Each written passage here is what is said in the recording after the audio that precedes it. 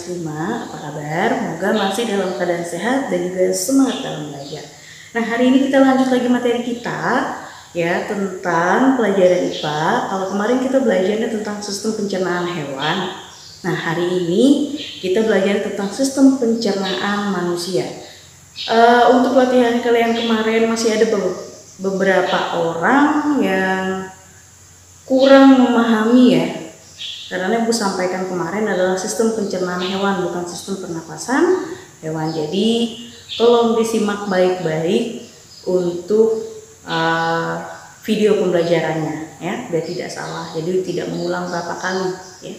Oke, kita masuk ke materi kita yaitu sistem pencernaan manusia. Silakan buka buku kamu halaman 9.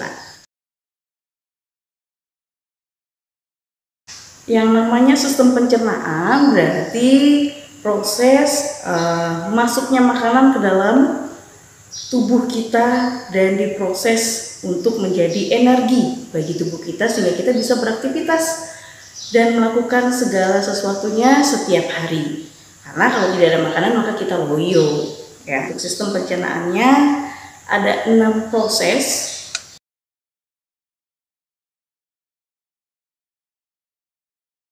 Secara garis besar ya, ada 6 proses yang dilalui untuk sistem pencernaan pada manusia, yaitu pertama adalah mulut, kerongkongan, lambung, usus halus, usus besar, dan juga anus ya.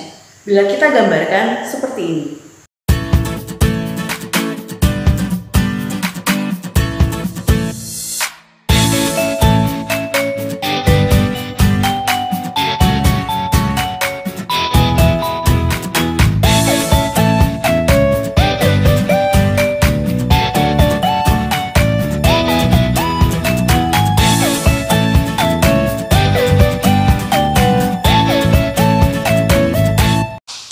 Oke, secara garis besarnya bisa kita gambarkan seperti ini ya. Tapi kamu boleh gambar seperti yang ada di buku kamu nih, ya. Oke, untuk bagian-bagiannya serta fungsinya langsung kita jelaskan langsung pada gambar ini aja ya.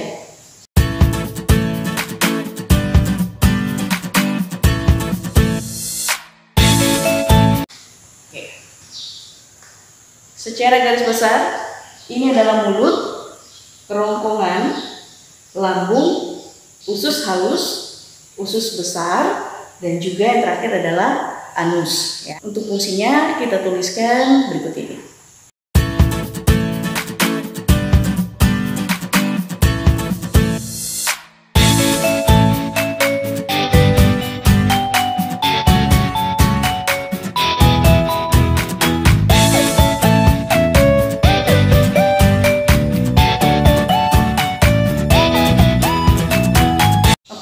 Mari kita jelaskan tentang bagian serta fungsinya ya. Nah, yang pertama adalah mulut. Mulut ini adalah tempat masuknya makanan ya. Apapun yang kita ingin makan pasti masuk lewat mulut, nggak ada kan yang makan lewat hidung ya. Jadi di mulut ini ya terdapat 2 proses, yaitu proses secara kimiawi dan juga secara mekanik. Nah, pencernaan ya secara mekanik itu artinya menggunakan gigi, sedangkan kalau dia secara kimiawi berarti menggunakan enzim ya. Nah, seperti yang kalian ketahui di bagian mulut manusia itu terdapat 3 bagian gigi ya, ada gigi geraham, gigi taring, dan gigi seri ya. Nah, fungsi dari gigi geraham adalah untuk menggiling makanan ya, atau menghaluskan makanannya.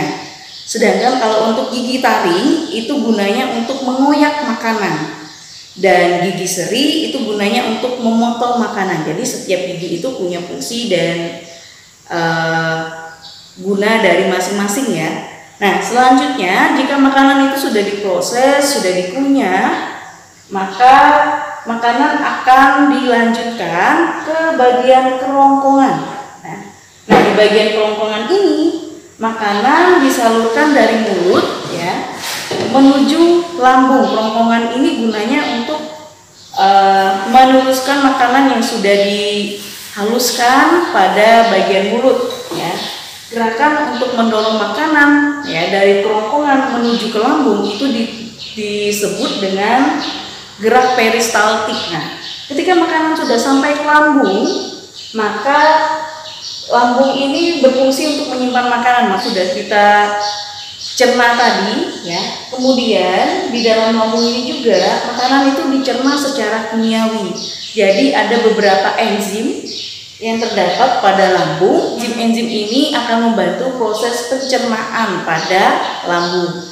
Setelah makanan dicerna di lambung, maka makanan akan diteruskan ke bagian usus halus. Nah, usus halus inilah yang akan berfungsi untuk menyerap sari-sari makanan. Artinya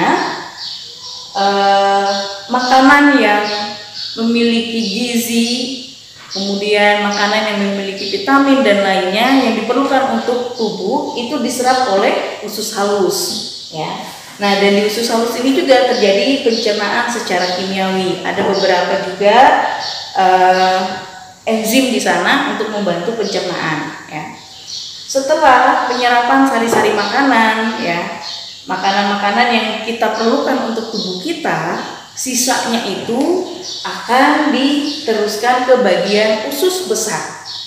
Nah, bagian usus besar ini gunanya adalah menyerap air dari sisa-sisa makanan. Usus halus itu menyerap sari-sari makanannya, sedangkan kalau dia di usus besar itu adalah sisa-sisa makanan yang setelah diserap tadi sari-sari makanannya. Di usus besar tadi penyerapan airnya, jadi dari sisa-sisa makanan tadi diserap lagi airnya oleh usus besar, dan sisa-sisa makanan yang tidak dicerna itu akan dikeluarkan melalui anus ya. Nah, itulah proses untuk sistem pencernaan manusia ya. Ingat ya, setiap prosesnya dari mulut, kerongkongan, lambung, usus halus, usus besar, dan juga anus, serta fungsi-fungsinya. Oke, itulah materi kita tentang sistem pencernaan manusia. Kurang lebihnya seperti yang sudah Ibu jelaskan. Oke, silakan dituliskan, Ibu beri waktu.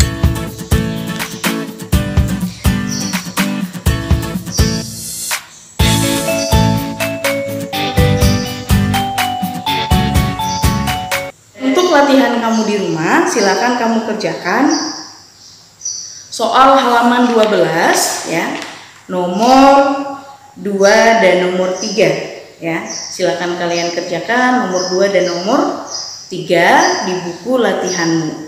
Oke? Nah, sampai di sini dulu materi pembelajaran kita hari ini ya. Kita akan bertemu lagi di video pembelajaran selanjutnya. Ingat, tetap jalankan protokol kesehatan dengan cara selalu menggunakan masker ya ketika kamu berada di luar, tidak lupa mencuci tangan, dan juga jauhi kerumunan orang banyak. Oke, sampai bertemu lagi di video selanjutnya. Sampai jumpa.